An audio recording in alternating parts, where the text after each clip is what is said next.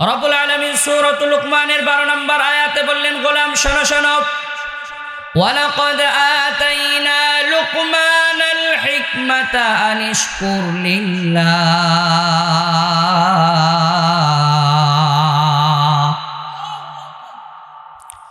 আল্লাহ রব্বুল আলামিন বলেন, গোলাম শোনো শোনো, নিশ্চয়ই আমি আল্লাহ ওয়ালাকাদ আতাইনা লুকমানাল হিকমা, লুকমানকে প্রজ্ঞা দিলাম, জ্ঞান দিলাম। আমি আল্লাহ লুকমানকে প্রজ্ঞা দিলাম এবং জ্ঞান দিলাম। এখন আপনার আমার কাছে প্রশ্ন হতে পারে, লুকমানকে কি বলেন, হতে পারে কি পারে না? বিভিন্ন তাফসীরের কিতাব তালাশ করলে পাওয়া যায় লুকমান আলাইহিস সালামের পরিচয়ের ব্যাপারে আল্লামা ইবনে কাসির রাহিমাহুল্লাহু আনহু পরিচয় তুলে ধরছেন। কানা লুকমান রাজুলান সালিহান লাম ইয়াকুন নাবিয়ান। লুকমান আলাইহিস সালাম একজন নেককার মানুষ ছিলেন। লুকমান আলাইহিস সালাম নবী ছিলেন না। ওয়া কানা কাযিয়ান ফি বনি ইসরাঈল। লুকমান বনি ইসরাঈলের কাজী ছিলেন, বিচারক ছিলেন। ওয়া কানা ইফতি ক্বাবলা দাউদ আলাইহিস সালাম। তিনি পয়গম্বর দাউদ পৃথিবীতে আসার আগে বনি ইসরাঈলের মাঝে ফতোয়া দিতেন, মাসআলা মাসাইল দিতেন। যে কেউ তার কাছে গেলে তিনি মাসআলা মাসাইলের সমাধান দিতেন। চিৎকার দিয়ে বলুন সুবহানাল্লাহ। কানা আবদান হাবাশিয়ান। তবে লুকমান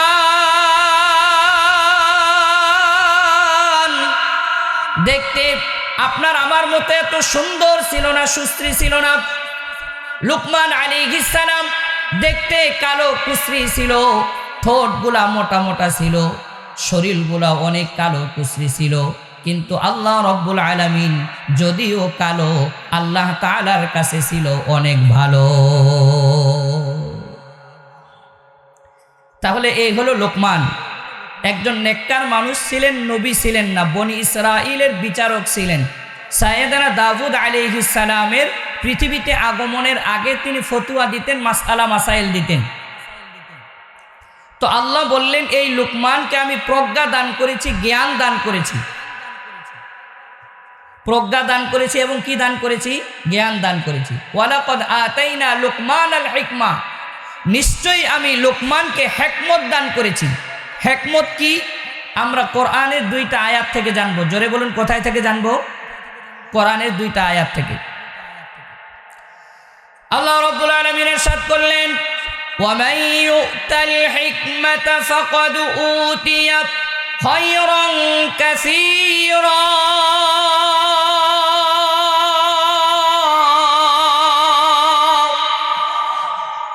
আল্লাহ রাব্বুল আলামিন বলেন, অবশ্যই যাকে হিকমত দান করা হয় তাকে অনেক কল্যাণ দান করা হয়। হিকমত মানে এখানে মুফাসসিরিন ইকরাম বলেন, যাকে ইলম দান করা হয়, দ্বীনের ইলম দান করা হয়, কোরআনী ইলম দান করা হয়, ফিকহি ইলম যাকে দান করা হয়, অবশ্যই তাকে অনেক কল্যাণ দান করা হয়। মুসলমানের আওয়াজ দিয়ে বলুন সুবহানাল্লাহ। আমার কলিজার টুকরা ভাইয়েরা, মমতাময়ী মায়েরা, 2 নম্বর আয়াত থেকে জানবো হিকমত অর্থ কি। রব্বুল আলামিন বললেন, হুয়াল্লাযী বা'আসা ফিল উম্মিয়িনা রাসূলাম মিনহুম ইয়াতলু আলাইহিম আয়াতি ওয়া ইউযাক্কিহিম ওয়া ইউআল্লিমুহুমুল কিতাবা ওয়াল হিকমা ওয়া ইন কানু মিন ক্বাবলু লাফি দালালিম মুবিন।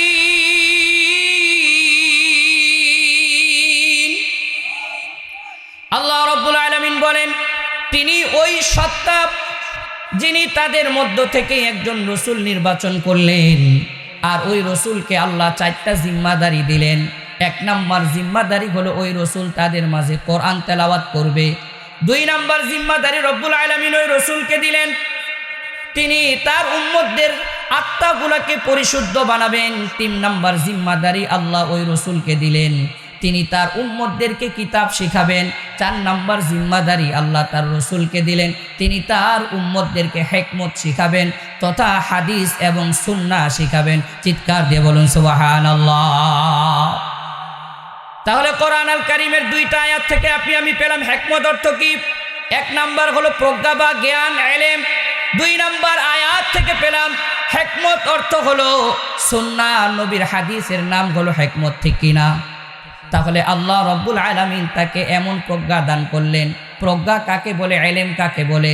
যে জায়গায় যেই কথা বলা দরকার, যে জায়গায় যেই কাজ করা দরকার, ওটার নাম হলো প্রজ্ঞা। কথা কি বুঝতেছেন আপনারা? অস্পষ্টতা নাই তো? সবাইকে আমার কথা বুঝতেছে? তাহলে আল্লাহ হযরত লুকমান আলাইহিস সালামকে প্রজ্ঞা দান করলেন। কেমন প্রজ্ঞা দান করলেন? আল্লামা ইবনে কাসির রাহিমাহুল্লাহু আনহু তার প্রজ্ঞার একটা উদাহরণ তার তাফসীরের কিতাবে উল্লেখ করেছেন, শুনবেন ইনশাআল্লাহ।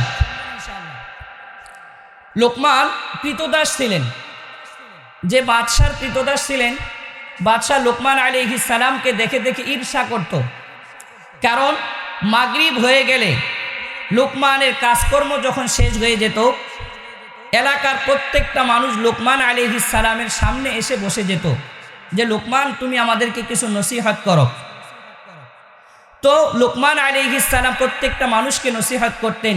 এলাকার প্রত্যেকটা মানুষ তার নসিহত গ্রহণ করে তারা এটাকে নিজেদের জীবনের পথ এবং পাথেয় হিসেবে অনুসরণ করে চলতো এবং তারা তাদের পথ চলার দিক নির্দেশনা পেয়ে যেত। চিৎকার দিয়ে বলি সুবহানাল্লাহ।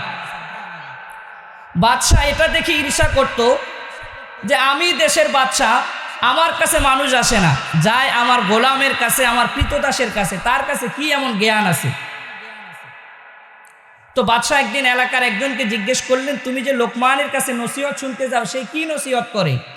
বলে, জাহাপনা আপনি যদি তার নসিহত শুনতেন তাহলে বুঝতেন সে কি নসিহত করে। তো বাদশাহ এইখান থেকে চিন্তা ভাবনা করলেন যে লোকমানের কাছ থেকে আমার কিছু জ্ঞান বুদ্ধি তার কীরকম, এটা একটু পরীক্ষা করা দরকার। দেখি আমি একটু পরীক্ষা করে দেখি যে লোকমান আসলে বুদ্ধিমান কিনা।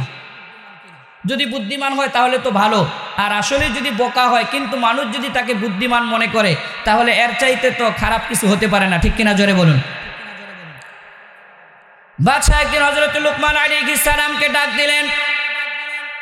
ডাক দেওয়ার পরে বললেন, লুকমান ইযহাব লানা ইযবাহ লানা হাযিহিস শাত, আমার এই যে ছাগলের অনেক বড় বিশাল পাল, এই পাল থেকে একটা বকরি জবাই করে আমার সামনে নিয়ে আসো। হযরত লুকমান আলাইহিস সালাম বকরি জবাই করলেন। এরপরে বাদশাকে জিজ্ঞেস করলেন, জাহাপনা এরপরে কি করব?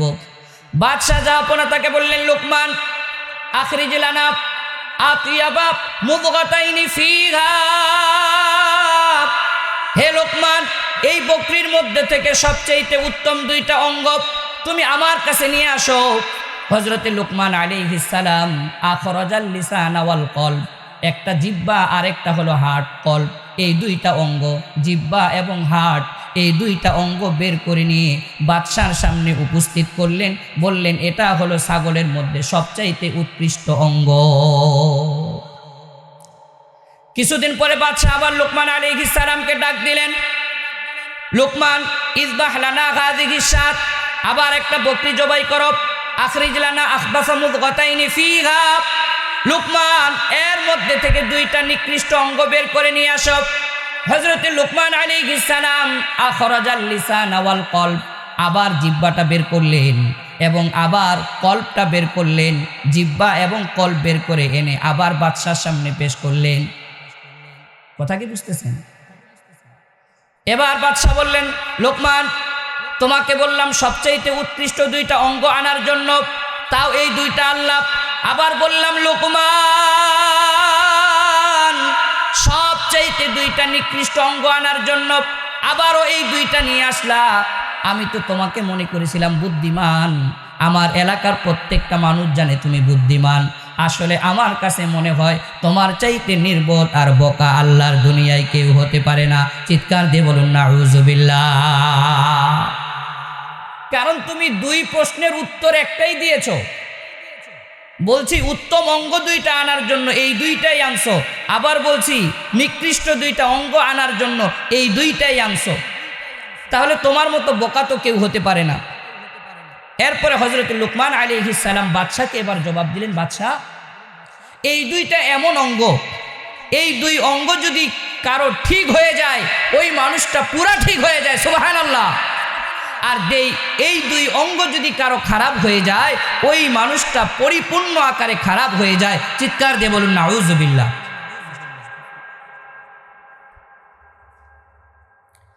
তো তাহলে এই দুইটা যদি ভালো হয় তাহলে সব ভালো, এই দুইটা যদি খারাপ হয় তাহলে তোমার সব খারাপ হয়ে যাবে। কি বলেন, ঠিক না? তো এই জন্য বাদশা, যেহেতু আপনি আমাকে বলছেন উৎকৃষ্ট অঙ্গ আনার জন্য আনলাম, আবার বলছেন নিকৃষ্ট আনার জন্য আনছি, তো এই দুইটার মাধ্যমেই মানুষ ভালো মন্দ হয়। আপনার আমার জিহ্বা এবং অন্তরটা যদি ভালো হয় তাহলে একটা মানুষ ভালো হবে, আর জিহ্বা আর অন্তর যদি কারো খারাপ হয় ওই মানুষটা আল্লাহর দুনিয়ায় এবং আল্লাহ তাআলার কাছে নিকৃষ্ট বলে পরিগণিত হবে। চিৎকার দিয়ে বলুন নাউযুবিল্লাহ। আল্লাহ রাব্বুল আলামিন কোরআনুল কারীমের এই আয়াতের মধ্যে বললেন, ওয়ালাকাদ আতাইনা লুকমানাল হিকমাতা আনিশকুর লিল্লাহ।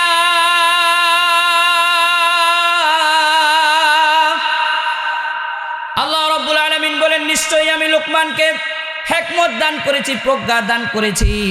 হে লোকমান, আনিশকুর লিল্লাহ, তুমি আল্লাহর কৃতজ্ঞতা করো। ওয়ামাই ইয়াশকুর ফাইন্নামা ইয়াশকুরু লিনাফসি, যেই ব্যক্তি আল্লাহর কৃতজ্ঞতা করে, যেই ব্যক্তি আল্লাহর শুকরিয়া আদায় করে, এটা তার কল্যাণে আসে। আর ওয়ামান কাফারা ফাইন্নাল্লাহা গনিয়্যুন হামিদ, যেই ব্যক্তি আল্লাহর কৃতজ্ঞতা করে আল্লাহর নিয়ামত পাওয়ার পরে ওই কৃতজ্ঞতা তার কাজে আসে। আর যেই ব্যক্তি আল্লাহর নাফরমানি করে, আল্লাহর সাথে কুফরি করে, আল্লাহ ওই ব্যক্তির থেকে অমুখাপেক্ষী, আল্লাহ এমনি প্রশংসিত।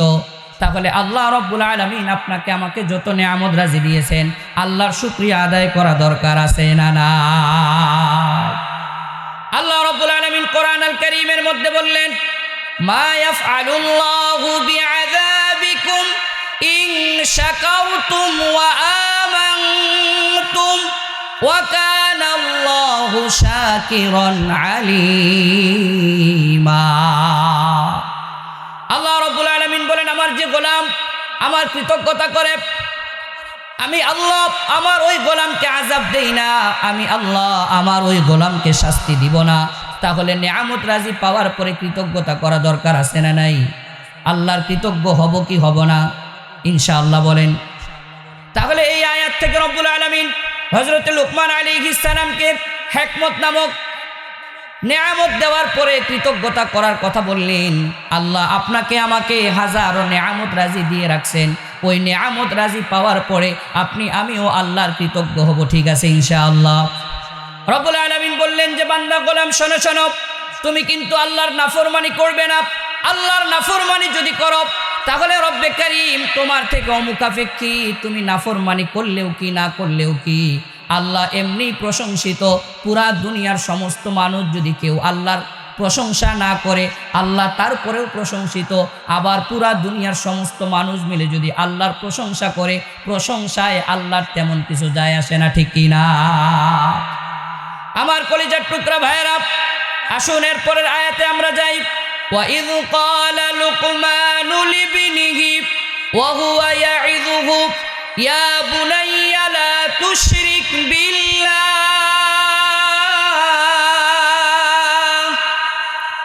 হযরত লুকমান আলাইহিস সালাম তার সন্তানকে নসিহত করা শুরু করলেন। হযরত লুকমান আলাইহিস সালাম সন্তানকে নসিহত করতেছেন, ওয়াজ করতেছেন, সন্তান লা তুশরিক বিল্লাহ, এক নাম্বার নসিহত, এক নাম্বার উপদেশ হলো তুমি আল্লাহর সাথে কাউকে কখনো শরীক করবা না। এরপরে লুকমান আলাইহিস সালাম বলেন, ইন্নাশ শিরকা লাযুলমুন আযীম। হে সন্তান, শিরিক পৃথিবীর মারাত্মক থেকে মারাত্মক গুনাহ, অনেক বড় গুনাহ, অনেক বড় অপরাধ হলো শিরিক। সন্তান, এই জন্য আল্লাহর সাথে কাউকে তুমি শরীক করবা না। শিরিক এটা মারাত্মক গুনাহ, শুধুমাত্র তাই নয়, আমি বলুন তো দেখি, আমাদের সমাজে শিরিক আছে না না? মাজারে সেজদা আছে না নাই? পীরকে সেজদা আছে না নাই? কিন্তু সেজদা হবে একমাত্র কাকে? জোরে বলুন কাকে? সবাই বলুন কাকে? রব্বুল আলামিন বলেন, ওয়া আন্নাল মাসাজিদা লিল্লাহ ফালা তাদউ মা'আল্লাহি আহাদা। রব্বুল আলামিন বলেন নিশ্চয়ই সেজদা এটা আল্লাহর জন্য, আল্লাহর সাথে অন্য কাউকে ডাকা যাবে না, আল্লাহর সাথে অন্য কাউকে আহ্বান করা যাবে না। চিৎকার দিয়ে বলুন সুবহানাল্লাহ। সম্মানিত দ্বীনি ভাইরা, রব্বুল আলামিন যেন আমাদেরকে বুঝাচ্ছেন, গোলাম শোনো শোনো, কেউ যদি শিরিক করে এটা কেমন গুনাহ গোলাম শোনো। আমি আল্লাহ শিরিক ছাড়া অন্য যত অপরাধ আছে এগুলা যদি তওবা না করেও কেউ কবরে যায় আমি আল্লাহ মাফ করে দিতে পারি, কিন্তু শিরিকের গুনাহ এমন একটা গুনাহ তওবা না করে যদি কেউ কবরে যায় আমি আল্লাহ আমার ওই বান্দাকে মাফ করব না। চিৎকার দিয়ে বলুন নাউযুবিল্লাহ। রব্বুল আলামিন বলেন ইন্নাল্লাহা লা ইয়াগফিরু আন ইউশরাকা বিহি ওয়া ইয়াগফিরু মা দুনা যালিকা লিমান ইয়াশা। গোলাম শোনো শোনো, নিশ্চয়ই আল্লাহ শিরিক ছাড়া অন্য কোনো গুনাহ নিয়ে যদি কেউ কবরে যায় আল্লাহ মাফ করে দিবেন, কিন্তু শিরিকের যে গুনাহ এই গুনাহ আল্লাহ তাআলা মাফ করবেন না। চিৎকার দিয়ে বলুন নাউযুবিল্লাহ। 2 নম্বর শিরিকের ক্ষতির ব্যাপারে সূরাতুজ জুমারে রব্বুল আলামিন ইরশাদ করলেন, লা ইন আশরাকতা লা ইয়াহবাতান্না আমালুক ওয়া লা তাকুনান্না মিনাল খাসিরিন। রব্বুল আলামিন বলেন, হে নবী আপনিও যদি শিরিক করে ফেলেন লা ইয়াহবাতান্না আমালুক, তাহলে আপনার আমলও ধ্বংস হয়ে যাবে, নষ্ট হয়ে যাবে। আপনি যদিও নবী তারপরও আপনার আমলও নষ্ট হয়ে যাবে, ধ্বংস হয়ে যাবে। এরপরে লাতাকুনান্না মিনাল খাসিরিন, আপনি অবশ্যই অবশ্যই ক্ষতিগ্রস্তদের মধ্যে পড়ে যাবেন। চিৎকার দিয়ে বলুন নাউযুবিল্লাহ। তাহলে শিরিক এমন গুনাহ যেটাকে ক্ষমা করা হবে না। 2 নাম্বার, শিরিক এমন অপরাধ, শিরিক যার মধ্যে আছে তার আমল নষ্ট হয়ে যায়, বরবাদ হয়ে যায়, ঠিক কি না? তাহলে শিরিক করা যাবে? শুধুমাত্র তাই নয়, রব্বুল আলামিন বলেন যারা শিরিক করে তাদের জন্য আমি আল্লাহ নিজেই জান্নাতটাকে হারাম বানায়া দে। রব্বুল আলামিন সূরাত মাইদার 72 নম্বর আয়াতে বললেন, ইন্নাহু মান ইউশরিক বিল্লাহ ফাকাদ হারামাল্লাহু আলাইহিল জান্নাহ ওয়া মাওয়াহুন নার। রব্বুল আলামিন বলেন নিশ্চয়ই যারা আল্লাহর সাথে কাউকে শরীক স্থাপন করে ফাকাদ হারামাল্লাহু আলাইহিল জান্নাহ, আল্লাহ ওই ব্যক্তির জন্য নিজেই জান্নাতটা হারাম বানায়া দেয়। ওয়া মাওয়াহুন নার, যেহেতু জান্নাত হারাম হয়ে যায় তার ঠিকানা হয়ে যায় জাহান্নামে। চিৎকার দিয়ে বলুন নাউযুবিল্লাহ। ওয়া মা লিয-যালিমিনা মিন আনসার, আর ওই যে জাহান্নামে যখন তার ঠিকানা হয়ে যায় তার সাহায্যকারী আর অন্য কেউ থাকে না। তাহলে সম্মানিত দ্বীনি ভাইরা, শিরিক করা যাবে? কি বলেন, শিরিক করা যাবে? শিরিক আছে না নাই আপনার আমার সমাজে? শিরিক থেকে বেঁচে থাকবো একমাত্র রব আল্লাহ, ওই আল্লাহর ইবাদত করব, ওই আল্লাহর দাসত্ব করব। দুনিয়ার কারো পায়ে কখনো সেজদা দিব না, যেটা হোক না কেন ওই পায়ে সেজদা দিব না, ওই জায়গায় সেজদা দিব না। একমাত্র মানবো তো আল্লাহকে মানবো, ঠিক কিনা? তাহলে হযরত লুকমান আলাইহিস সালাম 1 নম্বর নসিহত করলেন, সন্তান শোনো কখনো শিরিক করবা না আল্লাহ তাআলার সাথে। 2 নম্বর নসিহত হযরত লুকমান আলাইহিস সালাম সন্তানকে করলেন, রব্বুল আলামিন শিরিক যেই ব্যক্তি আল্লাহর সাথে করবে না, যেই মা বাবা সন্তানকে শেখাবে যে আল্লাহর সাথে কাউকে শরীক করা যাবে না, এমন কথা যদি মা বাবা সন্তানকে শেখাতে পারে আল্লাহ ওই মা বাবার মর্যাদা সন্তানের সামনে এই সূরাতে তুলে ধরলেন। চিৎকার দিয়ে বলুন সুবহানাল্লাহ। রব্বুল আলামিন বলতেছেন, ওয়াসাইনাল ইনসানা বিওয়ালিদাইহি ইহসানা হামালাতুহু উম্মুহু ওয়াহনান আলা ওয়াহন ওয়া ফিসালুহু ফি আমাইন। রব্বুল আলামিন বললেন, গোলাম শোনো শোনো, আমি আল্লাহ তোমার মা বাবার ব্যাপারে তোমাকে ওসিয়ত করতেছি।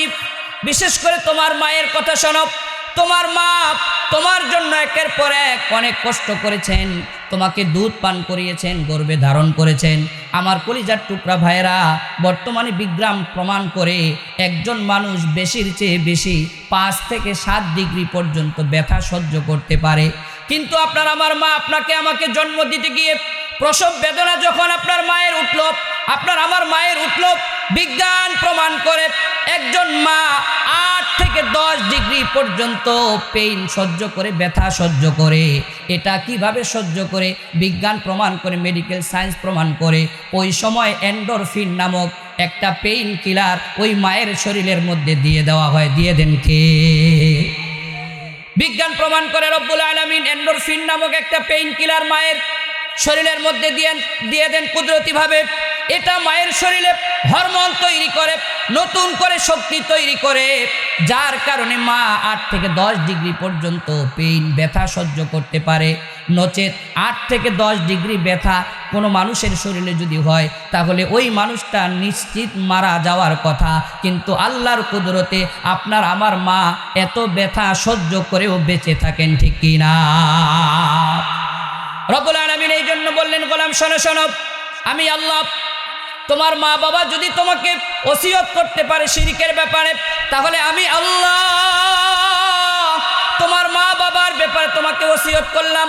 তোমার মা বাবা যেহেতু তোমার প্রতি অনেক দয়া মায়া দেখিয়েছেন, ছোটবেলার থেকে বড় করা পর্যন্ত তাদের অনেক যেহেতু অবদান, আমি আল্লাহ ওসিয়ত করে দিলাম, আনিশকুরলি ওয়ালি ওয়ালিদাইক, তোমরা যেমন আমার কৃতজ্ঞ হবে, 2 নাম্বার তোমরা তোমাদের মা বাবার কৃতজ্ঞ হবে। তাহলে হযরত লুকমান আলাইহিস সালাম নিজের সন্তানকে নসিহত করতেছেন, বাবা শোনো, 1 নাম্বার আল্লাহর কৃতজ্ঞতা, 2 নাম্বার মা এবং বাবার কৃতজ্ঞতা। তাহলে 1 নাম্বার নসিহত লুকমানের, শিরিক করা যাবে না। 2 নাম্বার নসিহত হলো আল্লাহর প্রতি কৃতজ্ঞ হও, এরপরে মা বাবার প্রতি কৃতজ্ঞ হও। মা বাবার প্রতি কৃতজ্ঞ হওয়া দরকার আছে না নাই? কলিজার টুকরা ভাইয়েরা, মমতাময়ী মায়েরা, আমাদের সমাজে মা বাবার প্রতি এখন কৃতজ্ঞতা নাই বললেই চলে। মা বাবা সন্তানের জন্য কোনো কিছুই করে নাই, সন্তান নিজের জবান দিয়ে এটাই প্রমাণ করতে চায় বারবার, ঠিক কিনা? বলে আপনি আমার জন্য কি করছেন, আছে না নাই? আমাদের ঢাকাতে আছে এমন কথা বলে, ময়মনসিংহে এমন আছে, বলে আপনি কি করছেন, বুড়াই করছে কি আমাদের জন্য? কিছুই করে নাই, যা করছি আমি করছি। চিৎকার দিয়ে বলুন নাউযুবিল্লাহ। তাহলে রব্বুল আলামিন আপনাকে আমাকে শিখাচ্ছেন 1 নাম্বার যেমন আল্লাহর প্রতি কৃতজ্ঞ হওয়া, 2 নাম্বার মা এবং বাবার প্রতি কৃতজ্ঞ হওয়া। মা এবং বাবা কেমন নেয়ামত! বিশ্বনবী সাল্লাল্লাহু আলাইহি ওয়াসাল্লামকে জিজ্ঞেস করা হয়, মুসলিমের 85 নাম্বার হাদিসের বর্ণনা, আইয়ুল আমালি আহাব্বু ইলাল্লাহ, ও গো নবী, আল্লাহ তাআলার কাছে সবচাইতে প্রিয় প্রিয় আমল কোনগুলা, এগুলা একটু আপনি আমাদেরকে শোনান। বিশ্বনবী সাল্লাল্লাহু আলাইহি ওয়াসাল্লাম বললেন, আসসালাতু আলা ওয়াক্তিহা, 1 নাম্বার আল্লাহর দরবারে প্রিয় আমল হলো সময় মতো নামাজ আদায় করা। এটা হলো আল্লাহর দরবারে সবচাইতে প্রিয় আমল। কলিজার টুকরা ভাইয়েরা, কলিজার টুকরা যুবকেরা, তাহলে সময় মতো নামাজ পড়া দরকার আছে না না? কিন্তু আমাদের এলাকার মসজিদগুলোতে, বাংলাদেশের মসজিদগুলোতে যখন আজান হয়, কিছু মানুষ আজান শোনার পরেও মসজিদের সামনে দিয়া আমার দিকে তাকান, চোরের মতো মাথাটা নিচের দিক দিয়া হেঁটে হেঁটে যায়, আসে না না? আবার বললে বলে, হুজুর নামাজ পড়ি না কি হয়েছে, ইমানটা মজবুত, আছে না নাই? কথা বলে না, আছে না নাই? নামাজ পড়ি না কি হয়েছে, ইমানটা বড় মজবুত। অথচ বিশ্বনবী সাল্লাল্লাহু আলাইহি ওয়াসাল্লাম বলেন, ইমানদার হওয়ার সাক্ষ্য তোমরা কখন দিবা? বিশ্বনবী বলেন, তিরমিজির বর্ণনা, ইযা রাআইতুমুর রাজুল ইয়াতাদুল মাসজিদ ফাশহাদু লাহু বিল ঈমান। আমার উম্মতেরা, একজন মানুষকে যখন 5 ওয়াক্ত মসজিদে যেতে দেখবে, ওই সময় ওই মানুষটা ইমানদার হওয়ার ব্যাপারে সাক্ষ্য দাও। চিৎকার দিয়ে বলুন সুবহানাল্লাহ। তাহলে বিশ্বনবী বললেন, মসজিদে যাতায়াত করতে দেখলে ইমানদার হওয়ার সাক্ষী দাও। আর আমাদের দেশের আলাইহি ওয়াসাল্লাম ইরশাদ করলেন, তিরমিজির 1899 নম্বর হাদিসের বর্ণনা, আল জান্নাতু তাহতা আকদামিল উম্মাহাত। বিশ্ব নবী বলেন, আমার উম্মতেরা শোনো, তোমার মায়ের পদতলে তোমার জান্নাত। তুমি জান্নাত খুঁজতেছো শ্বশুর বাড়িতে গিয়ে, আছে না না? যত ফল ফ্রুট শ্বশুর শাশুড়ির জন্য নিয়ে যায়, মা বাবা বুড়া বুড়ি মানুষ, মা বাবার কোনো খোঁজ খবর নাই। শীতের মধ্যে মা বাবার কম্বল নাই, কিন্তু শ্বশুর বাড়িতে বিদেশি কম্বল নিয়ে আসে সন্তান, কিন্তু মা বাবার জন্য কোনো খোঁজ খবর রাখে না। এমন সন্তান আছে না নাই? কলিজার টুকরা ভাইয়েরা, বিশ্বনবী বললেন, আমার উম্মতেরা, তোমার মায়ের পায়ের নিচে তোমার জান্নাত। মা বাবার সাথে যদি ভালো আচরণ করতে পারো, তারা যদি খুশি হয়ে যায়, রব্বুল আলামিনের পক্ষ থেকে জান্নাতের ফয়সালা হয়ে যাবে। নাসাই শরীফের 3106 নম্বর হাদিসের বর্ণনা। বিশ্বনবী সাল্লাল্লাহু আলাইহি ওয়াসাল্লাম বললেন, রিদর রব ফি রিদল ওয়ালিদ ওয়া সাখাতুর রব ফি সাখাতিল ওয়ালিদ। মা বাবা সন্তুষ্ট তো আল্লাহ সন্তুষ্ট, মা বাবা অসন্তুষ্ট তো আল্লাহ অসন্তুষ্ট। তাহলে আপনি আমি মা বাবাকে সন্তুষ্ট করব, ঠিক কিনা? কিন্তু আমাদের সমাজের মানুষেরা এখন কেমন জানি শ্বশুর শাশুড়ি সন্তুষ্টির পিছনে পড়ে গেছে। মা বাবা কি করলো এই খোঁজ খবর নাই, মা বাবা কি খেলো না খেলো খোঁজ খবর করে না, শ্বশুর শাশুড়ি কি খেলো না খেলো এই খোঁজ খবর নিয়ে আমাদের দেশের সন্তানেরা পাগল পারা হয়ে যায়। তাহলে কলিজার টুকরা যুবকেরা, আমাদের যাদের মা বাবা আছে, সবাই মা বাবার খেদমত করবো তো ইনশাআল্লাহ? সবাই বলেন ইনশাআল্লাহ। তাহলে রব্বুল আলামিন 2 নম্বর হযরত লুকমান আলাইহিস সালামের নসিহতটা তুলে ধরলেন, মা বাবার প্রতি কৃতজ্ঞ হও। আল্লাহর প্রতি কৃতজ্ঞতার পরে মা বাবার প্রতি কৃতজ্ঞ হওয়া, এটা হলো লুকমান আলাইহিস সালামের 2 নম্বর নসিহত। চিৎকার দিয়ে বলুন সুবহানাল্লাহ। এরপরে 3 নম্বর রব্বুল আলামিন বলেন, ওয়া ইন জাগাদাকা আলা আন তুশরিকা বি মা লাইসা লাকা বিহি ইলম ফালা তুতি'হুমা ওয়া সাহিবহুমা ফিদ দুনিয়া মা'রুফা। রব্বুল আলামিন বলেন, গোলাম শোনো শোনো, 3 নম্বর আরেকটা নসিহত, তোমার মা বাবাকে তো মানবে ঠিক আছে, কিন্তু মা বাবা যদি রবের বিরুদ্ধে করতে বলে, মা বাবা যদি আল্লাহর বিরুদ্ধে কথা বলতে বলে, মা বাবা যদি আল্লাহর বিরুদ্ধে কোনো আচরণ করতে বলে, সন্তান তখন কিন্তু মা বাবাকে মানা যাবে না। ফালা তুতি'হুমা ওয়া সাহিবহুমা ফিদ দুনিয়া মা'রুফা। রব্বুল আলামিন যেন বললেন, গোলাম শোনো শোনো, তোমার মা বাবা যদি তোমাকে শিরিক করতে বাধ্য করে, মা বাবা যদি মাজারে গিয়ে সেজদা দিতে বাধ্য করে, মা বাবা যদি পীরের কদমে গিয়ে সেজদা দিতে বাধ্য করে, তাহলে সন্তান গোলাম তখন কিন্তু মা বাবার কথা শোনা যাবে না। তখন একমাত্র মানতে হবে কাকে? জোরে বলুন কাকে? আল্লাহকে। লা তাআতা লিমাখলুকিন ফি মাসিয়াতিল খালিক। আল্লাহর অবাধ্য হয়ে দুনিয়ার কারো কথাবার্তা মানা যাবে? জোরে বলুন মানা যাবে? মানা যাবে না। তাহলে যে জায়গাতে মা বাবা সৎ কাজের কথা বলে, আল্লাহর দিক নির্দেশনার কথা বলে, নবী আলাইহিস সালামের কথা বলে, ওই জায়গায় মানা যাবে মা বাবাকে। অন্য জায়গাতে কখনো মা বাবাকে মানা যাবে না, ঠিক কিনা? আমার কলিজার টুকরা যুবকেরা, এইখান থেকে আরেকটা কথা আসলো, মা বাবা শুধুমাত্র নয়, স্ত্রীও যদি আপনার আমার রব আল্লাহ এবং রসুলের বিরোধিতা করতে বলে, যেমন বর্তমান জামানাতে অনেক যুবকেরা দাড়ি রাখতে চায়, স্ত্রী বলে যে না এখনো তোমার বয়স হয় নাই, রাখা যাবে না। বলেন স্ত্রীর কথা শোনা যাবে? নামাজে যেতে চায় যুবকেরা, প্রাপ্ত বয়স্ক হয়েছে, মা বাবা বলে না তোমার এখনো বয়স হয় নাই, শীতকাল, পানি অনেক ঠান্ডা, না তুমি নামাজে যাইবা না। ওইখানেও সন্তান মা বাবার কথা মানা যাবে না, কারণ মানবে কাকে? জোরে বলুন তো কাকে?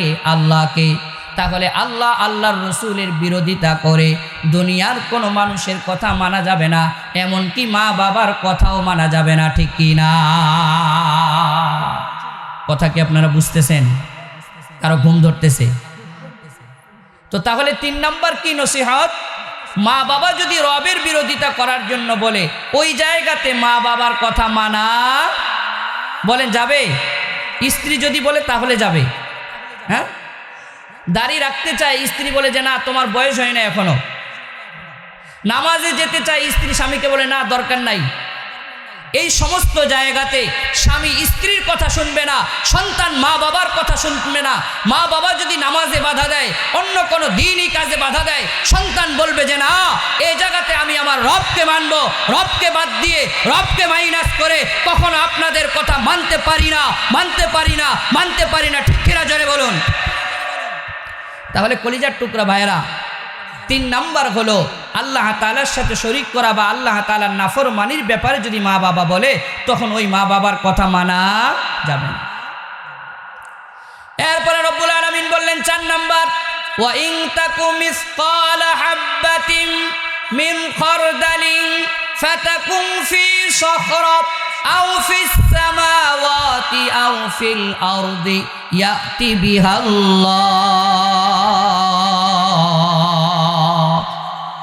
রব্বুল আলামিন 4 নাম্বার নসিহত করতেছেন লুকমান আলাইহিস সালামের মাধ্যমে।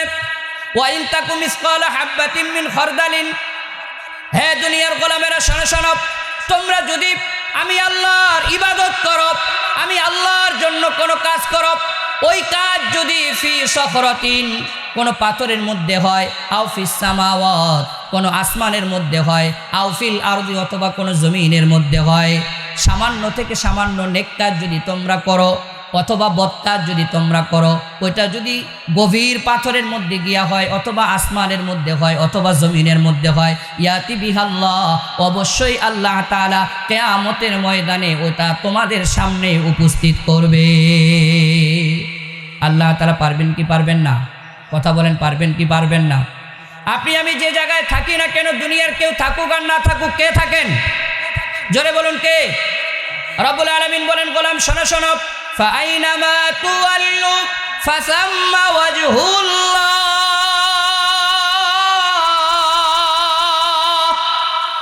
গোলাম তুমি যেখানেই থাকো না কেন, তোমার রব সেখানেই আছে। তুমি যেদিকেই ফিরো না কেন, ওই দিকেই তোমার রব আছে। ওয়া হুয়া মাআকুম আইনামা কুনতুম, তুমি যেখানে তোমার রব সেখানে। চিৎকার দিয়ে বলুন সুবহানাল্লাহ। কলিজার টুকরা ভাইয়েরা, এই 4 নাম্বার নসিহত থেকে এটা গ্রহণ করা দরকার। আপনি আমি যে জায়গায় থাকি না কেন, দেখেন কে যে জায়গায় নেক আমল করি, কিয়ামতের ময়দানে আপনার আমার সামনে পেশ করা হবে। আবার যে জায়গায় বদ কাজ করি, গুনাহের কাজ করি, কিয়ামতের ময়দানে ওইটাও আপনার আমার সামনে পেশ করা হবে। ঠিক কিনা? কলিজার টুকরা ভাইয়েরা, বর্তমান জামানাতে আমরা সিসি ক্যামেরা যে জায়গাতে আছে, ওই জায়গাতে ভয় আছে, দুর্নীতি বাটপারি 2 নাম্বারই নাই।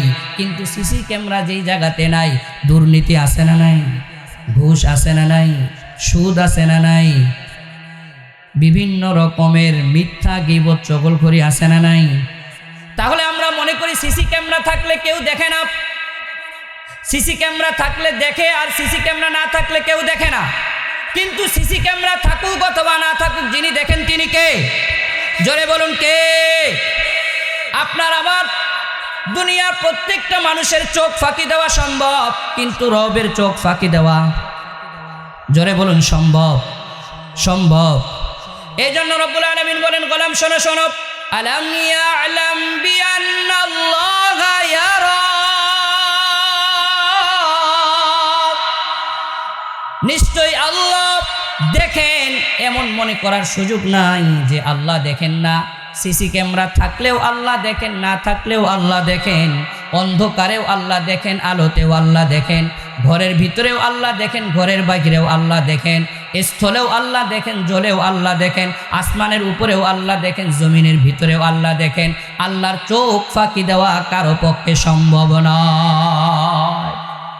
আমার কলিজার টুকরা ভাইয়েরা, কিয়ামতের ময়দানে সামান্য থেকে সামান্য, জাররা থেকে জাররা নেক আমল যদি কেউ করে, কিয়ামতের ময়দানে এটাও তাকে দেখানো হবে। আবার জাররা থেকে জাররা গুনাহ যদি কেউ করে, কিয়ামতের ময়দানে এটাও তাকে দেখানো হবে। কথা বলুন ঠিক কি না? রব্বুল আলামিন বললেন, ফামান ইয়া'মাল মিসকালা যাররাতিন খায়রান ইয়ারা ওয়া মান ইয়া'মাল মিসকালা যাররাতিন শাররান ইয়ারা। আল্লাহু আকবার। রব্বুল আলামিন বলেন যেই ব্যক্তি সামান্য থেকে সামান্য, জাররা থেকে জাররা নেক আমল করবে, কিয়ামতের ময়দানে এটার ফলাফল দেখবে। আবার যেই ব্যক্তি জাররা থেকে জাররা বদ কাজ করবে, গুনাহের কাজ করবে, কিয়ামতের ময়দানে ওইটাও সে আল্লাহর সামনে দেখবে। কথা বলুন ঠিক কি না? তাহলে সিসি ক্যামেরা থাকুক অথবা না থাকুক, ভয় করব কাকে? জোরে বলুন কাকে? আমাদের দেশের বড় বড় অফিসাররা সিসি ক্যামেরা থাকলে ঘুষ নেয় না, খাই না। বিকালবেলা চায়ের দাওয়াত অমুক রেস্টুরেন্টে, আমার বাসায় আছে না নাই? কেন? কারণ অফিসে সিসি ক্যামেরা আছে, নিলেই ধরা পড়ে যাবে। কিন্তু এটা মনে করে না যে সিসি ক্যামেরা থাকুক আর না থাকুক, যিনি দেখেন তিনি হলেন, জোরে বলুন কে? আল্লাহ। তাহলে রব্বুল আলামিনের চোখ ফাঁকি দেওয়া কারো পক্ষে সম্ভব? শুধুমাত্র চোখ ফাঁকি দেওয়া সম্ভব এমনটাই নয়, আপনি আমি জবান দিয়ে যে কথা উচ্চারণ করি, যে শব্দ উচ্চারণ করি, দুনিয়ার কেউ শুনুক আর না শুনুক, জোরে বলুন কে শুনে? মা ইয়ালফিযু মিন কাওলিন ইল্লা লাদাইহি রাকীবুন আতীদ।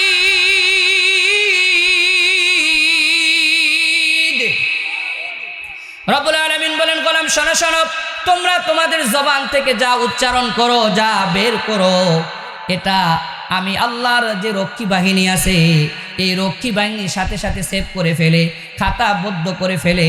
কিয়ামতের ময়দানে তোমার প্রত্যেকটা কাজ, তোমার প্রত্যেকটা কথা তোমার সামনে পেশ করা হবে। কথাও যেমন ফাঁকি দিতে পারবা না, কাজও ফাঁকি দিতে পারবা না। কথা বলুন ঠিক কিনা? এরপরে রব্বুল আলামিন 5 নম্বর নসিহতে গিয়ে বললেন, হযরত লুকমান আলাইহিস সালাম সন্তানকে নসিহত করতেছেন, ইয়া বুনাইয়া আকিমিস সালাহ,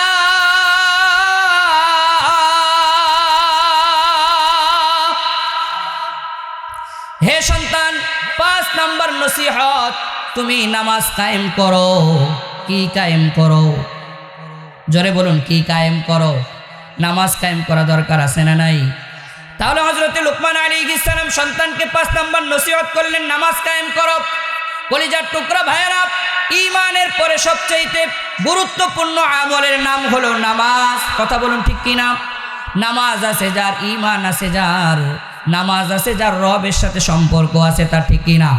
তাহলে নামাজ আছে যেখানে আমরা আছি, নামাজ নাই যেখানে আমরা নাই সেখানে, ঠিক আছে ইনশাআল্লাহ। তাহলে রব্বুল আলামিন আপনাকে আমাকে যে নামাজের বিধান দিলেন, আপনি আমি তো অনেকে আছি যারা নামাজ পড়তে চাই না। কেন পড়ে না? তো হুজুর সময় নাই, আছে না? নামাজ পড়তে গেলে কাজের মধ্যে ব্যাঘাত ঘটবে, এই জন্য নামাজ পড়ে না। নামাজ পড়তে গেলে আয় রোজগারের মধ্যে ব্যাঘাত ঘটবে, এই জন্য নামাজ পড়ে না, আছে না নাই? অথচ রব্বুল আলামিন ওয়াদা করতেছেন, গোলাম শোনো শোনো, তোমরা যদি নামাজ পড়ো, আমি আল্লাহ তোমাদের রিজিকের মধ্যে বরকত দিয়া দিব। সুবহানাল্লাহ। রব্বুল আলামিন তার নবীকে বলতেছেন, ওয়া'মুর আহলাকা বিস-সালাতি ওয়াসতাবির আলাইহা লা নাসআলুকা রিজকা নাহনু নারযুকুক ওয়াল আকিবাতু লিত-তাকওয়া। আল্লাহ রাব্বুল আলামিন বলেন, হে নবী, ওয়া'মুর আহলাকা বিস-সালাতি ওয়াসতাবির আলাইহা, আপনার পরিবার পরিজনকে নামাজের নির্দেশ করুন, আপনি নিজেও নামাজের উপরে অটল এবং অবিচল থাকুন। লা নাসআলুকা রিজকা, আমি আল্লাহ আপনার থেকে রিজিক চাই না। নাহনু নারযুকুক, বরং আমি আল্লাহ আপনার রিজিকের মধ্যে বরকত দিয়া দিব। আমি আল্লাহ আসমান থেকে আপনার রিজিকের ফয়সালা করে দিব। তাহলে আপনি আমি নামাজ পড়ি না, কারণ আয় রোজগারে ব্যাঘাত ঘটবে। আর আল্লাহ ওয়াদা করেন, গোলাম যদি নামাজ আদায় করতে পারো, আমি মালিক তোমার রিজিকের মধ্যে বরকত দিয়া দিব। তোমার রিজিকের মধ্যে যত অভাব অনটন আছে, আমি আল্লাহ তোমার রিজিকের অভাব অনটনকে দূর করে দিব। তাহলে বান্দা মনে করে নামাজ পড়লে সময় নষ্ট হবে, আয় রোজগারের মধ্যে ব্যাঘাত ঘটবে। আর আল্লাহর ওয়াদা হলো, বান্দা যদি নামাজ আদায় করতে পারো, তাহলে আমি আল্লাহ নিজের পক্ষ থেকে রিজিকের ফয়সালা করে দিব। চিৎকার দিয়ে বলুন সুবহানাল্লাহ। কলিজার টুকরা ভাইরা, আপনি আমি যেটা অর্জন করব আর আল্লাহ যেটা দিবেন, বেশ কম আছে না নাই? আল্লাহ যদি আপনাকে আমাকে দান করেন, এটা কিয়ামত পর্যন্ত শেষ হবে না, এটার বরকত কখনো নষ্ট হবে না। কিন্তু আমি যেটা আয় উপার্জন করব, যদি বরকত না থাকে এটা পরক্ষণেই শেষ হয়ে যাবে, অল্প কিছুদিন পরে আরেকজনের কাছে হাত পাতা লাগবে। কথা বলুন ঠিক কি না? কলিজার টুকরা ভাইয়েরা, শুধুমাত্র তাই নয়, নামাজের মাধ্যমে রিজিকের অভাব দূর হয় এমনটি নয়। কেউ যদি নামাজ নিয়মিত আদায় করে, আজকে বলে যাই মমিন সাকিবাসী, কেউ যদি নামাজ নিয়মিত আদায় করে, যারা আমি আমার মধ্যে আপনার আমার মধ্যে যারা এমন রয়েছি, যারা আমরা টেনশনের ওষুধ খাই, আছে না নাই? তো হুজুর পেরেশানি, অনেক টেনশন, ঘুমাইতে পারি না, এই জন্য টেনশনের ওষুধ খাই, আছে না নাই?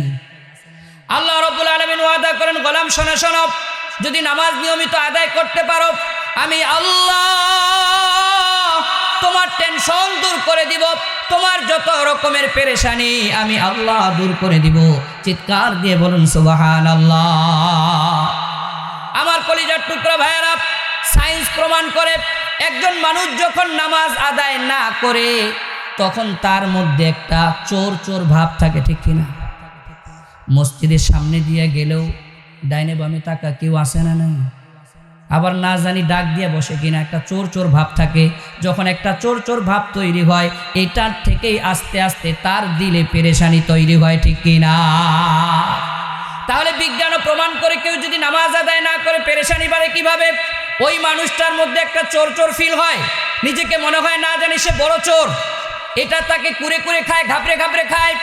কিন্তু যখন একজন আল্লাহর গোলাম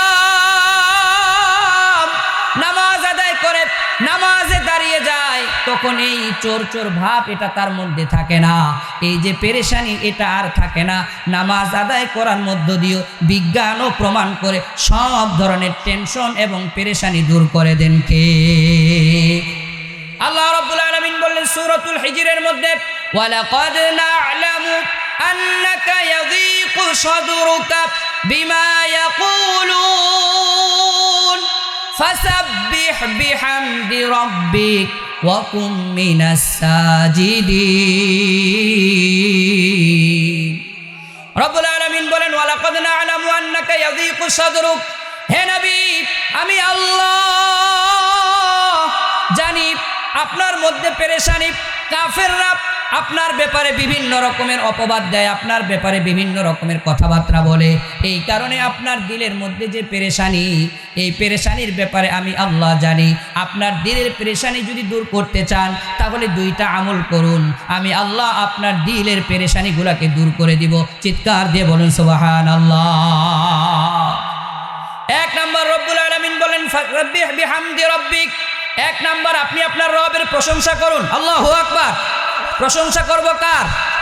আপনি আপনার রবের প্রশংসা, আপনার রবের তাসবিহ আদায় করুন। দুই নাম্বার, ওয়া কুম মিনাস সাজিদিন, আপনি আপনার রবের সেজদাকারী হয়ে যান, নামাজ আদায়কারী হয়ে যান। তাহলে রবের তাসবিহ পাঠ করলে এবং নামাজ আদায় করলে পেরেশানি দূর করে দিবেন কে? তাহলে নামাজ পড়া দরকার আছে না নাই? কলিজার টুকরা ভাইরা, এর বিপরীতে কোনো আল্লাহর বান্দা যদি নামাজ আদায় না করে, সহিহুল জামের বর্ণনা, বিশ্বনবী সাল্লাল্লাহু আলাইহি ওয়াসাল্লাম ইরশাদ করেন, মান তারাকা সালাতাম মুতাআম্মিদান ফাকাদ বারিয়াত মিনহু যিম্মাতুল্লাহ।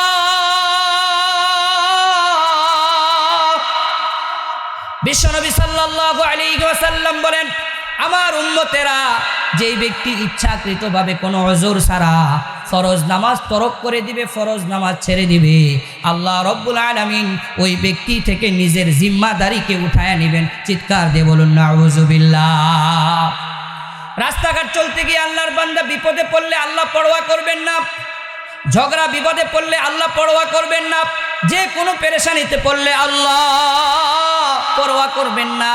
কিন্তু যারা 5 ওয়াক্ত নামাজ আদায় করবে, আল্লাহ রব্বুল আলামিন তাদের জিম্মাদারি স্বীয় হস্তে রেখে দেন। আর যারা নামাজ থেকে দূরে থাকবে, নামাজ ছেড়ে দিবে বিনা ওজরে, আল্লাহর নবী বলেন আল্লাহ তার থেকে নিজের জিম্মাদারিটা উঠায় নেন। চিৎকার দিয়ে বলুন নাউযুবিল্লাহ। শুধুমাত্র তাই নয়, জাহান্নামীদেরকে যখন জাহান্নামে জিজ্ঞেস করা হবে, তোমাদেরকে কোন জিনিস জাহান্নামে নিয়ে আসলো, মা সালাকাকুম ফি সাকার, কোন জিনিস আজকে তোমাদেরকে জাহান্নামে নিয়ে আসলো? জাহান্নামীরা বলবে, 4টা গুনাহ আমাদেরকে জাহান্নামে নিয়ে আসলো। তোর মধ্যে একটা গুনাহ হলো ক্বালু লাম নাকু মিনাল মুসাল্লিন, আমরা দুনিয়াতে নামাজি ছিলাম না। কি ছিলাম না? ছিলাম না। নামাজি না হওয়ার কারণে আজকে আমাদের ঠিকানা হয়ে গেছে জাহান্নামে। চিৎকার দিয়ে বলুন নাউযুবিল্লাহ। ভাইরা, আপনারা কি কথা বুঝতেছেন আমার? তাহলে নামাজ পড়া দরকার আছে না নাই? হযরত লুকমান আলাইহিস সালাম 5 নম্বর সন্তানকে কি নসিহত করলেন? হে সন্তান, নামাজ কায়েম করো। জোরে বলুন, কি কায়েম করো? কলিজার টুকরা ভাইরা, হযরত লুকমান আলাইহিস সালাম 6 নম্বর নসিহত করলেন, ওয়া'মুর বিল মা'রুফ। হে সন্তান, সৎ কাজের আদেশ করো। তুমি যতদিন দুনিয়াতে বসবাস করবে নিজেও সৎ কাজ করবে, আরেকজনকেও সৎ কাজের আদেশ করবে। দরকার আছে না নাই? ওয়ানহা আনিল মুনকার। এরপরে 7 নম্বরে হলো তুমি সৎ কাজের আদেশ করার পাশাপাশি অসৎ কাজ থেকে মানুষদেরকে বাধা দিবে। সৎ কাজের আদেশ করবে, অসৎ থেকে মানুষদেরকে বাধা দিবে। রব্বুল আলামিন বলেন, গোলাম শোনো শোনো, তোমরা যদি শ্রেষ্ঠ উম্মত হতে চাও তাহলে 3টা জিম্মাদারি তোমাদের। কয়টা? জোরে বলুন, কয়টা? শ্রেষ্ঠ উম্মত হতে হলে জিম্মাদারি কয়টা? 3টা। আপনি আমি নিজেকে সকলেই শ্রেষ্ঠ উম্মত বলে দাবি করি, কিন্তু ওই 3 কোয়ালিফিকেশন যদি আপনার আমার ভিতরে না থাকে, ওই 3 গুণ যদি না থাকে, শ্রেষ্ঠ উম্মত বলে শুধুমাত্র দাবি করলে হবে না। রব্বুল আলামিন বলেন সূরাতু আলে ইমরান, কুনতুম খায়রা উম্মাতিন উখরিজাত লিন-নাস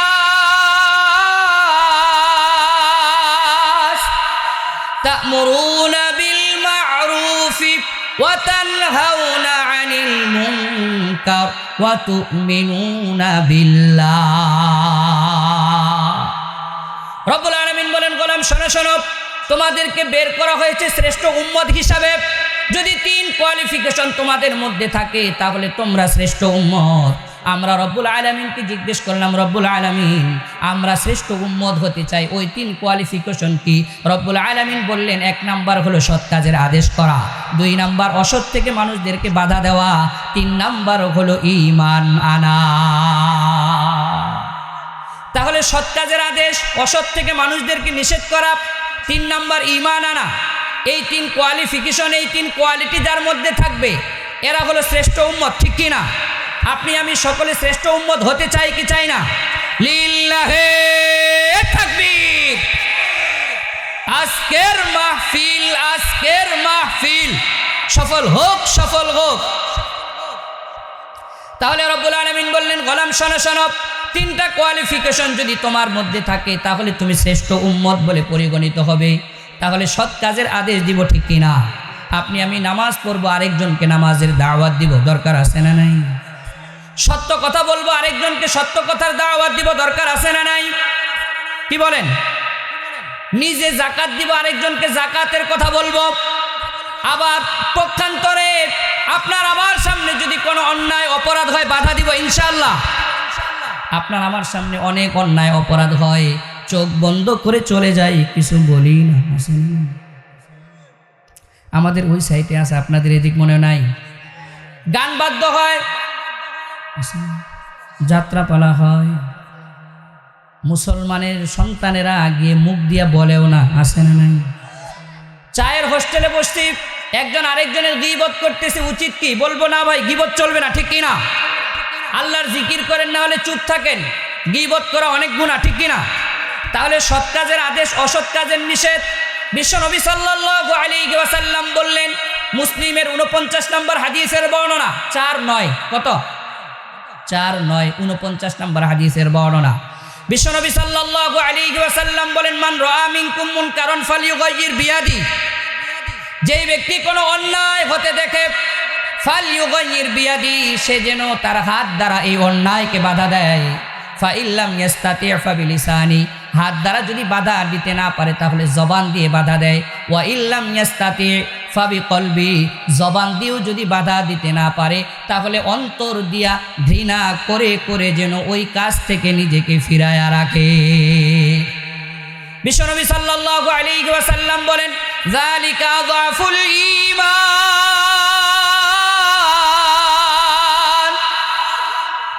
উম্মতেরা, যেই ব্যক্তি অন্যায় হতে দেখলো, অসৎ কাজ হতে দেখলো, হাত দিয়ে বাধা দেওয়ার ক্ষমতা থাকলে বাধা দিবে, আর যদি হাত দিয়ে বাধা দেওয়ার ক্ষমতা না থাকে জবান দিয়ে বলবে, জবান দিয়েও যদি ক্ষমতা না থাকে অন্তরে অন্তরে ওই কাজকে ঘৃণা করবে। আর যারা এই কাজ করতেছে তাদের জন্য আল্লাহর দরবারে দোয়া করবে, আল্লাহ আপনি আপনার বান্দাদেরকে হেদায়েত দিয়ে দেন। বিশ্ব নবী বলেন এটা হলো ঈমানের সর্বনিম্ন স্তর। তাহলে আপনি আমি কোন স্তরে থাকবো? সর্বোচ্চতাতে, ঠিক কিনা? হাত দিয়ে বাধা দেওয়ার চেষ্টা করবো ইনশাআল্লাহ। কারা কারা দুই হাত তুলে আল্লাহকে দেখান, একটু হাতগুলো নাড়াচাড়া দেন। লিল্লাহে তাকবীর। আয় আল্লাহ, আপনি আমাদেরকে অসৎ কাজে বাধা দেওয়ার তৌফিক দান করেন, সৎ কাজের দাওয়াত দেওয়ার তৌফিক দান করেন। আয় আল্লাহ, আমরা যারা দাঁড়িয়ে বসে যারা যেখানে আছি সবাইকে কবুল করেন। হাত নামান। রাগ করতেছেন আপনারা? কারা কারা রাগ করতেছে হাত তোলেন তো। মাশাআল্লাহ, সজাগ মানুষ দেখা যায়, ময়মনসিংহের মানুষ মাশাআল্লাহ, দিনদার। আলহামদুলিল্লাহ বলেন। কি বলেন, দিনদার না আপনারা? আপনাদের ব্যাপারে ভালো একটা কমেন্টস করলাম, গুড কমেন্টস, যে আপনারা দিনদার। এই সিজনে আলহামদুলিল্লাহ আমার সবচাইতে মাহফিল বেশি হলো ময়মনসিংহ বিভাগে, জামালপুর, নেত্রকোনা, কিশোরগঞ্জ, ময়মনসিংহ, এই সাইড। এই সিজনে সবচাইতে বেশি মাহফিল। আর বিশেষ করে দাওয়াত আসতেছে যুবকদের পক্ষ থেকে। কাদের পক্ষ থেকে? ইয়ং মানুষ তো। কথা কি বুঝে আসে? তাহলে আপনারা দিনদার। আল্লাহ তাআলা যেন কিয়ামতের ময়দানেও আপনাদেরকে দিনদার হিসেবে উঠায়, আমিন বলেন। তাহলে সৎ কাজের আদেশ এবং অসৎ থেকে নিষেধ করব তো ইনশাআল্লাহ। কারা কারা করবে ইনশাআল্লাহ? অসৎ যেখানে হবে সেখানে আমরা বাধা দিব, ঠিক আছে ইনশাআল্লাহ? কলিজার টুকরা ভাইরা দিব তো ইনশাআল্লাহ?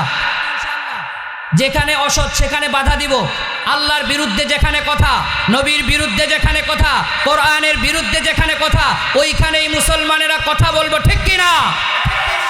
কলিজার টুকরা ভাইরা, বাংলাদেশে সবচাইতে বড় আফসোসের বিষয়, আমি পুরা বাংলাদেশ ঘুরি আর একটা কথাই বলি, বাংলাদেশে একের পর এক কত মানুষের ফাঁসির রায় আমরা শুনলাম, কিন্তু যেই নাস্তিক, যেই মুরতাদ, যে কুলাঙ্গার আল্লাহকে গালি দিবে, নবীকে গালি দিবে, কোরআনকে অবজ্ঞা করবে, তার ফাঁসির রায় আজও বাংলার জমিনে কার্যকর হলো না, জারি করা হলো না, ঠিক কিনা?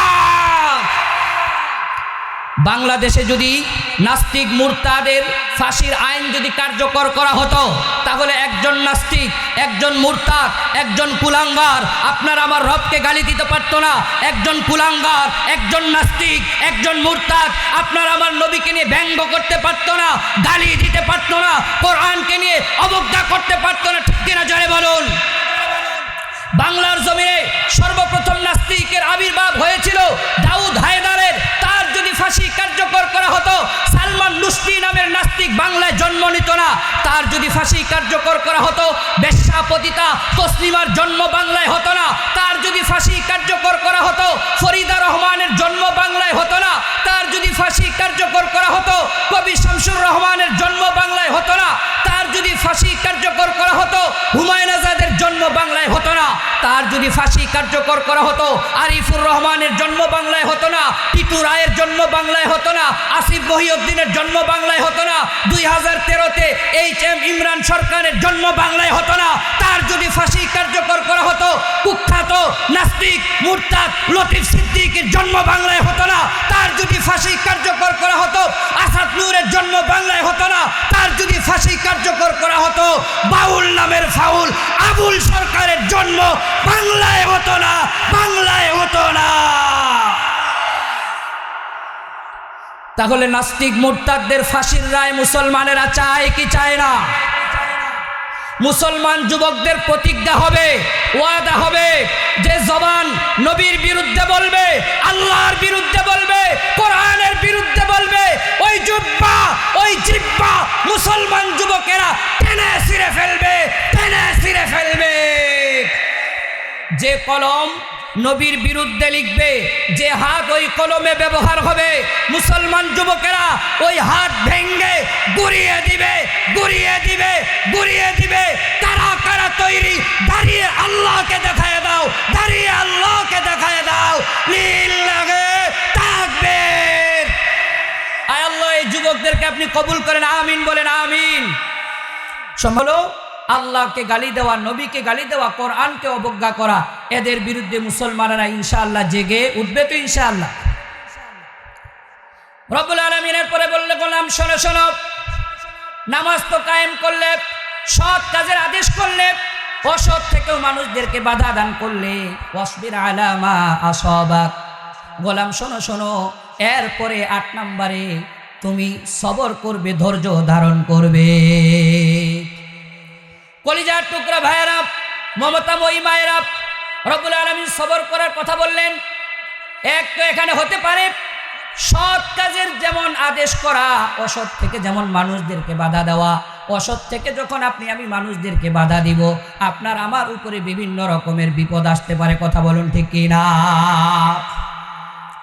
বিশ্বনবী সাল্লাল্লাহু আলাইহি ওয়াসাল্লাম 40 বছর পর্যন্ত যতক্ষণ নবুয়ত প্রাপ্ত হন নাই, বিশ্বনবী মক্কার প্রত্যেকটা মানুষের কাছে ছিলেন আল আমিন, সাদেক, অর্থাৎ বিশ্বাসী এবং সত্যবাদী। 40 বছরের পরে যখন নবুয়ত প্রাপ্ত হলেন, আল্লাহ যখন বিশ্বনবীকে কোরআন দান করলেন, কোরআনের দাওয়াত যখন নবীজি দাঁড়ে দাঁড়ে বারে বারে দিতে লাগলেন, তখন বিশ্বনবীর উপরেও নানা রকমের অন্যায় অত্যাচার আসে না। 40 বছর পর্যন্ত যেই মানুষগুলাই বিশ্বনবীকে আল আমিন বলতো, সাদিক বলতো, ওই মানুষগুলাই কোরআনের দাওয়াত দেওয়ার কারণে, দ্বীনের দাওয়াত দেওয়ার কারণে বিশ্বনবীর ব্যাপারে এই অপবাদ পর্যন্ত তারা দিয়েছে। ওয়াকালাল কাফিরুনা হাযা সাহিরুন কাযযাব,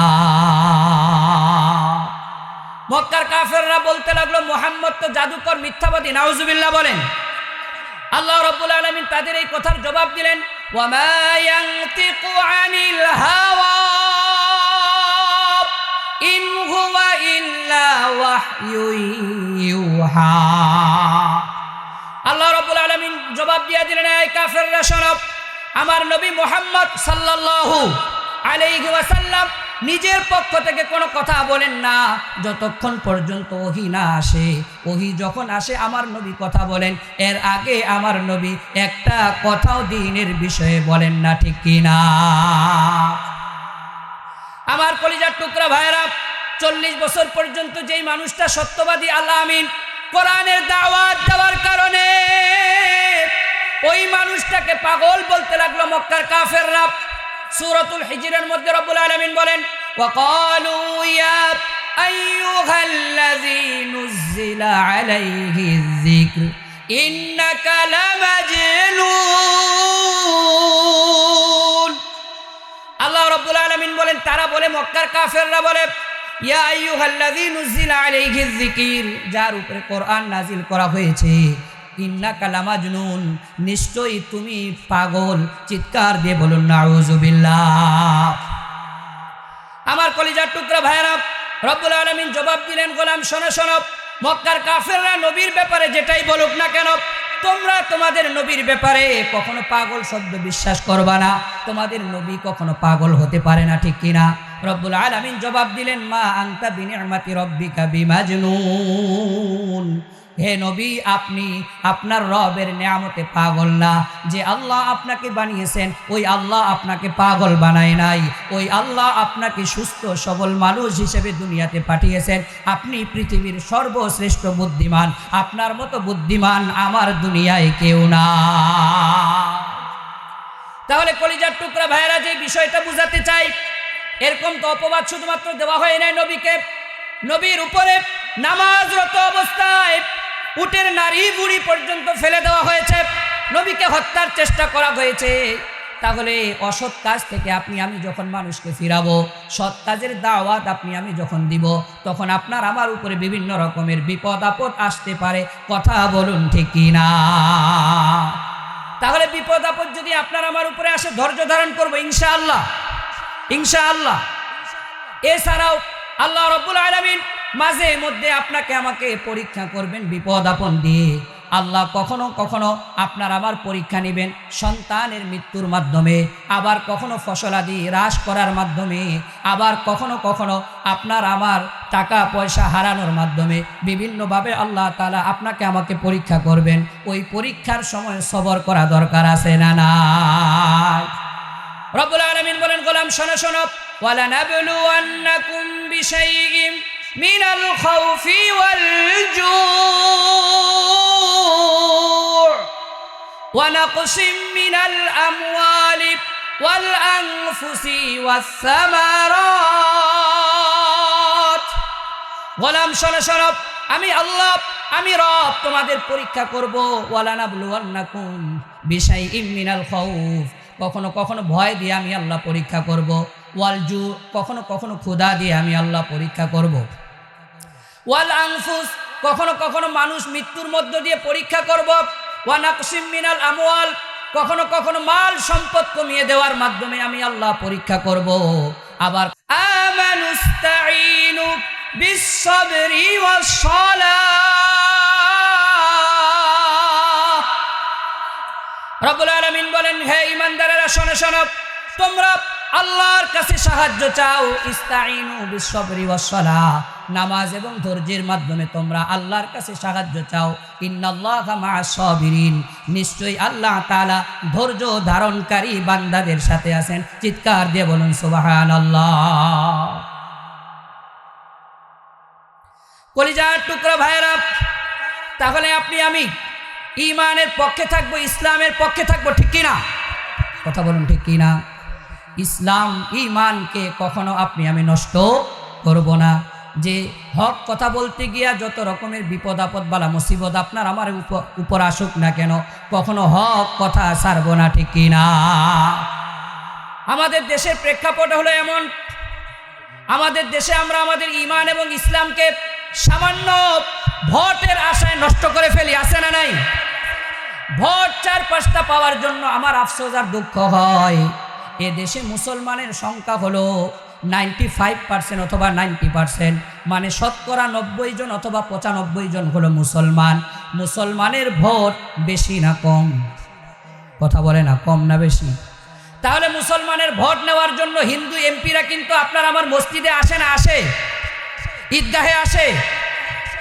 কিন্তু মুসলমানের সন্তানেরা নিজেদেরকে মুসলমান দাবি করে ভোট নেওয়ার জন্য পূজার মণ্ডপে যায়, আসে না নাই? শুধুমাত্র পূজার মণ্ডপে যায় না, পূজা আর রোজা এটা এক, এমন কথাও অনেকে বলে, আসে না নাই? তাহলে 90% মুসলমানের দেশে হিন্দুরা এমপি হয়, কোনোদিন মসজিদে ঢুকলো না, নামাজ আদায় করলো না, মুসলমানদের কোনো ইবাদতের সাথে একত্রতা প্রকাশ করলো না। কিন্তু আফসোস আর দুঃখের বিষয় হলো 90% মুসলমান ভোটার হওয়ার পরেও আমাদের মুসলমানেরা হিন্দুদের পূজা মণ্ডপে গিয়ে কেন বলবে পূজা আর রোজা এক? তারা যাতে মাতাল তালে, ঠিক কথা বলুন ঠিক কিনা? বাংলার জমিনে সব কিছু হতে পারে, কিন্তু ইন্ডিয়ার আধিপত্য বিস্তার করতে দেওয়া হবে না, ঠিক কিনা? ইউরোপ আমেরিকার আধিপত্য বিস্তার করতে দেওয়া হবে না, ঠিক কিনা? একমাত্র আল্লাহর আইন, কোরআনের আইন আমরা চাই কি চাই না? কারা কারা চাই? দুই হাত তুলে আল্লাহ